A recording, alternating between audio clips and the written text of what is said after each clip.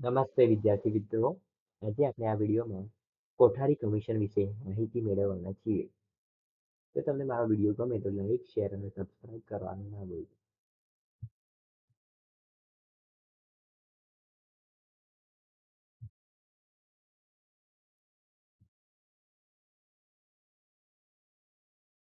કોઠારી commission 1964-66 એ ભારત સરકાર દ્વારા શિક્ષણના આધુનિકીકરણ અને માનવીકરણ માટે નિમાયેલું પ્રથમ એડહોક આયોગ હતું. તેના અધ્યક્ષ ડોક્ટર દોલતસિંહ કોઠારી હતા. આ આયોગે ભારતીય શિક્ષણ વ્યવસ્થામાં વ્યાપક સુધારાઓ, માતૃભાષામાં શિક્ષણ અને 14 થી 6 વર્ષના બાળકો માટે નિઃશુલ્ક શિક્ષણ જેવી મુખ્ય ભલામણો કરી હતી.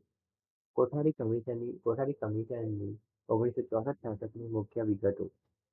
અધ્યક્ષ ડોક્ટર દોલતસિંહ કોઠારી યુજીસીના તે સમયના તત્કાલીન અધ્યક્ષ હતા.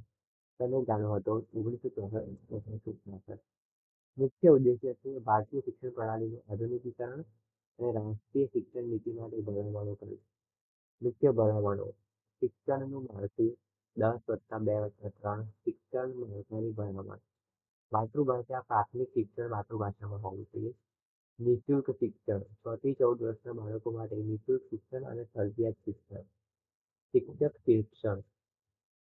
શિક્ષકોના ગુણવત્તાયુક્ત તાલીમ અને પગાર ધોરણમાં સુધારો. વિજ્ઞાન અને ગણિત. શાળાકીય અભ્યાસક્રમમાં વિજ્ઞાન અને ગણિત વિષય પર ભાર મૂકવો. ત્રિભાષી સૂત્ર.